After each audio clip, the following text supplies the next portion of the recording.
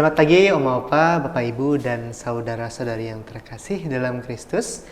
Jumpa lagi bersama saya Romanus dan rekan saya Joshua. Kita juga hadir bintang tamu yang pastinya sudah tidak asing lagi. Kita bersama Romo Hadi dan juga Oma Cecilia. Nah, kita kembali hadir dalam acara Oke hari ini Orang Kudus hari ini. Ya, Kak Joshua. Hari ini di Minggu Advent ketiga ya? Ketiga, betul. Iya, tanggal 20 Desember. Ya, sukacita sekali kita pada hari ini.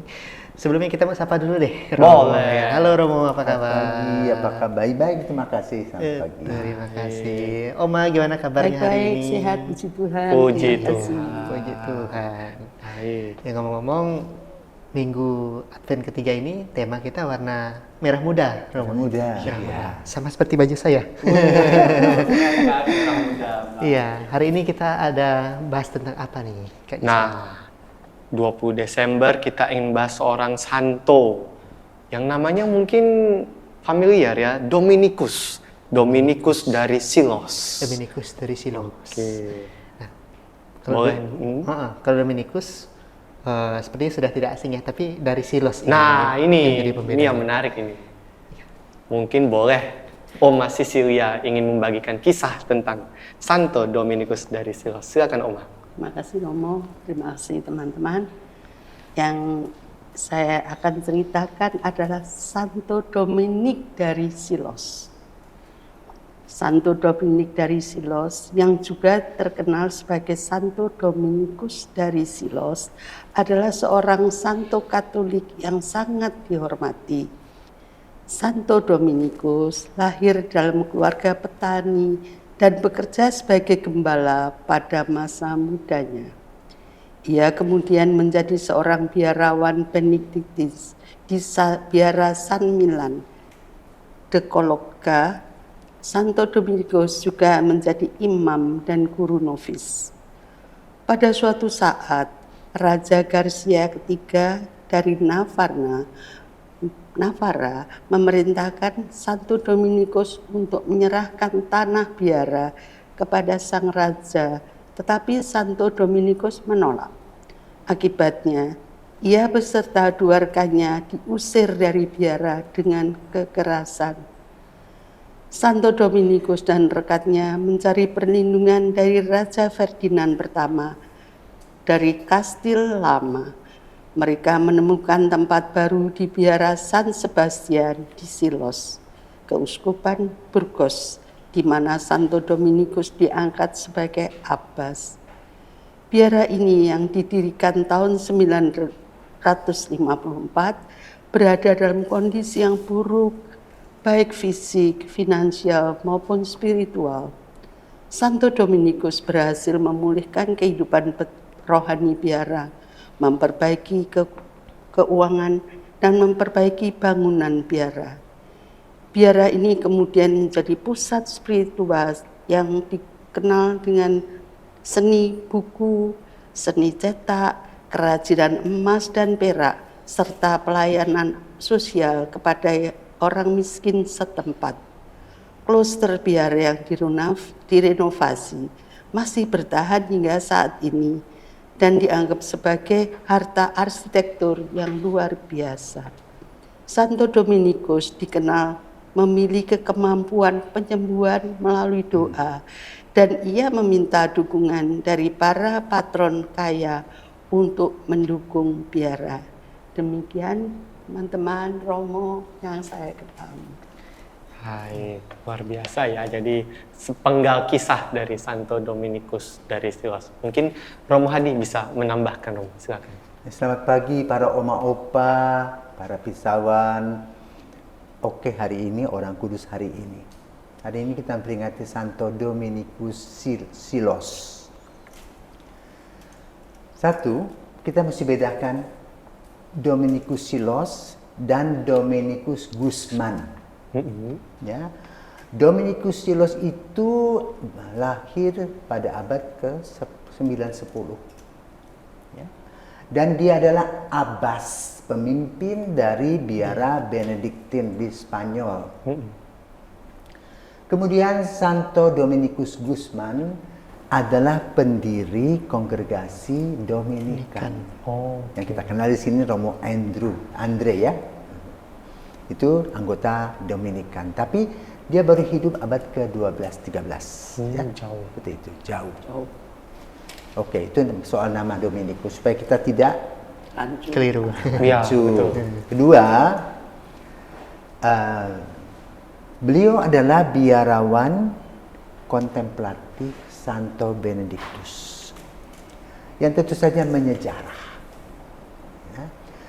Awalnya kehidupan membiara ini berasal dari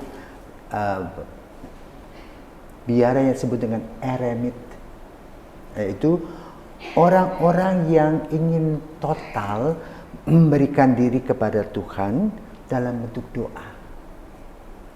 Seperti Santa Elia, ya. Karmel itu loh, seperti itu. Santonya. Jadi di gua sana. Tetapi lalu terpisah-pisah sendiri-sendiri. Maka lalu Tuhan juga mengutus seorang bernama Benedictus yang kemudian membuat satu kelompok orang-orang tersebut dalam sebuah biara, ya, yang sekarang terkenal adalah di Monte Cassino di Italia, pusatnya di situ sekarang. Juga yang perempuan di Orte di Italia. Nah, dalam kehidupan komunitas itu ada kepemimpinan. Ya. Kalau kepemimpinan komunitas di sini sebutan piko pimpinan komunitas. Ya, dulu zaman-zaman dulu muder, mer dan sebagainya. Ya. Tetapi lalu untuk nama gelar pemimpin kontemplatif untuk yang laki-laki namanya abbas, dalam bahasa Inggris abbot. Untuk perempuan adalah abdis. Abdis itu pelayan. Dulu dalam sejarah kehidupan membiara itu di bawah paroki, di bawah keuskupan, di bawah pastor paroki. Maka semua kegiatan itu harus diurus dengan pastor-pastor paroki dan keuskupan. Apapun harus dilakukan di pusat di pusat paroki, di gereja ya.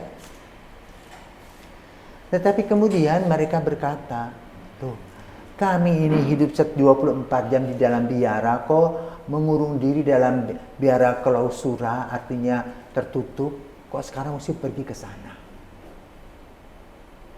Lalu juga kepemimpinan juga harus di bawah uskup langsung. Bagaimana? Nggak mungkin tuh uskup datang ke biara dan kita suruh uskup datang.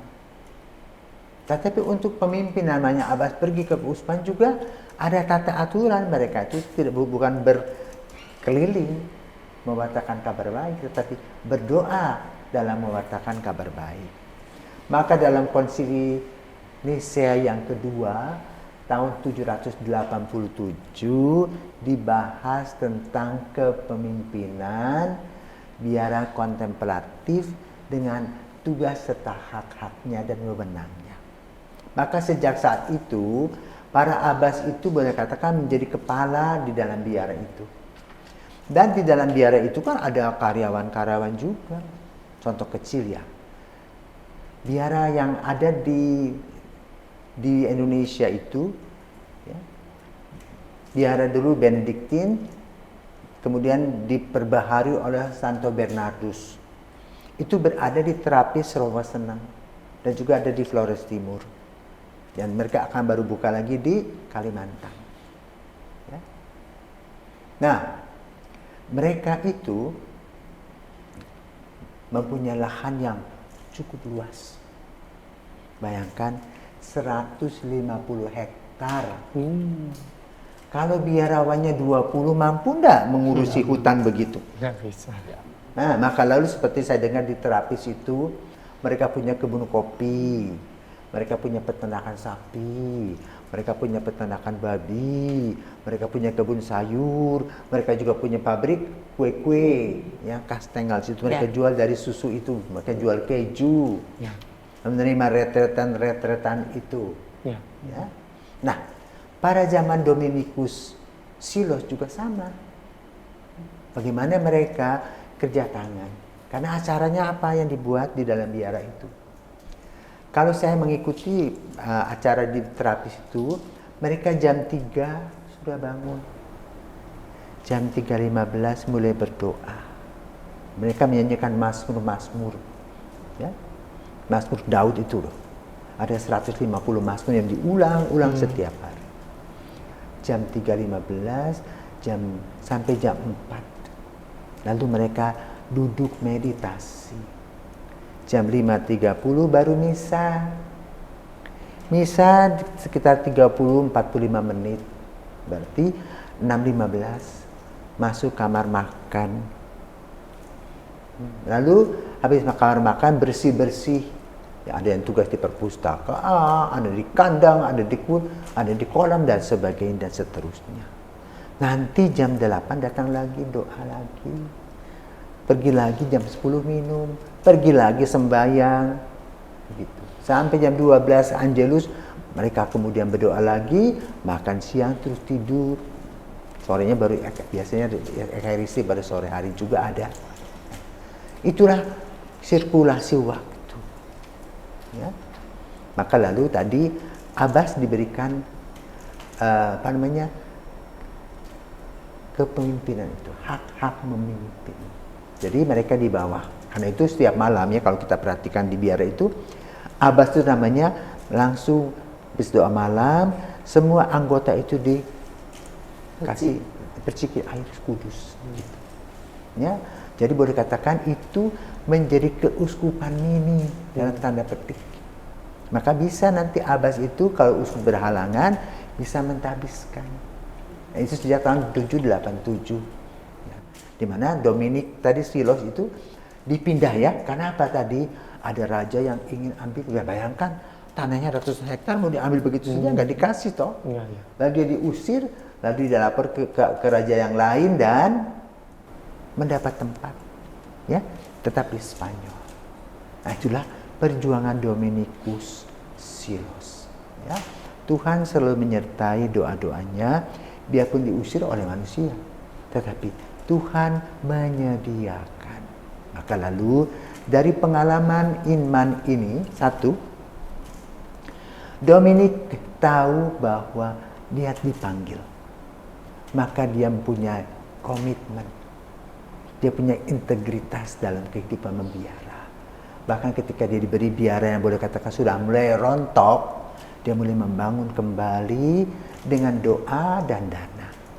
Mencari dana dengan doa-doa yang dia lakukan. Dan pada zaman ini perlu. Ya, karena itu kalau kita perhatikan panggilan di Eropa, panggilan menjadi imam itu boleh katakan drop. Tetapi panggilan hidup membiara seperti kontemplatif itu masih ada. Seperti itu. Jadi panggilan masih ada untuk hidup membiara. Kenapa? Hidup di biara itu, kalau yang bagi orang dipanggil, itu merupakan surga. Kenapa? Tiap hari mendengarkan lagu dan lagu-lagu itu dinyanyikan. Ya. Ada seorang yang menjadi imam dari keluarganya cukup berada di Jakarta. Dia pada selesai sudah wisuda MBA itu, dia tidak bisa tidur. Tetapi lalu selama 1 minggu dia tidak bisa tidur. Dan baru dia bisa tidur ketika dia mendengarkan lagu-lagu para suster Dominikanes yang menyanyi itu. Jadi merdu sekali. Karena itu liturgi gereja bertumbuh di sana. Dengan lagu-lagu Mazmur Daud yang 150 itu didoakan. Ya, maka kalau kita memang betul-betul mau mendengarkan, itu memang tradisi gereja itu dalam liturgi itu luar biasa. Di Indonesia diciptakan lagu yang indah, ya, dalam doa yang disebut dengan doa malam atau kompletorium yang diciptakan oleh Abbas dari terapis Rogoseneng yang sekarang sudah almarhum. Ya, begitu indah. Mungkin baik kalau hari ini putar satu lagu, ya, tentang kompletorium yang dinyanyikan oleh grup mereka, sehingga itu betul menenangkan hati. Semoga doa dan juga keteladanan Santo Dominikus Silos yang tahan uji, berani, dan juga tekun melakukan semua hal, ya, membuat kita mengambil contoh dalam kehidupannya. Saya kira sekian, terima kasih. Luar biasa, ini penjelasan yang sangat terang benderang ya, jelas sekali bahwa teladan dari Santo Dominikus dari Silos ini sangat luar biasa begitu ya. Di tengah situasi dia dihalangi dan seterusnya, tapi dia tetap berusaha dan dia bisa menjadi seorang pemimpin biara sekaligus juga pemimpin rohani yang warisan rohani yang luar biasa sekali ya bagi kita. Baik, terima kasih banyak Romo Hadi atas penjelasan yang luar biasa, dan untuk menutup perjumpaan kita pada hari ini, kami mohon Oma Sisil bisa memimpin kita dalam doa, lalu ditutup oleh berkat dari Romo Hadi. Silakan Oma. Dalam nama Bapa dan Putra dan Roh Kudus. Amin. Ya Tuhan yang Maha Penyayang, hari ini kami bersyukur atas hidup Santo Dominikus dari Silos. Melalui contoh hidupnya yang penuh ketakwaan dan ketaatan, ia telah menjadi teladan bagi banyak orang dalam memandang hidup dalam iman dan cinta kepadamu. Kami mohon ya Tuhan, agar kami dapat mengambil inspirasi dari nilai-nilai Santo Dominikus wariskan kepada kita. Berilah kami kekuatan untuk hidup dalam kesederhanaan, mengikuti panggilan kami dengan penuh ketaatan, dan memberikan kasih kepada sesama. Biarlah kami juga menjadi alat-Mu dalam menyebarkan pesan kasih dan harapan kepada dunia. Kami bersyukur atas berkat hidup Santo Dominikus dari Silos, dan kami berdoa agar Engkau terus memberkati kami dengan kasih dan kebijaksanaan-Mu. Semoga kami dapat menjadi cahaya bagi sesama dan mengikuti jalan-Mu dengan setia. Amin. Amin. Tuhan bersamamu Dan bersama rohmu. Semoga kita diberkati Maha Kuasa Bapa, Putra dan Roh Kudus. Amin. Terima kasih. Terima kasih Romo Hadi, Oma Sisil, rekan saya Romanus dan saya Joshua. Kami pamit undur diri. Terima kasih atas kebersamaan kita pada hari ini dan sampai jumpa di acara Oke hari ini, Orang Kudus hari ini.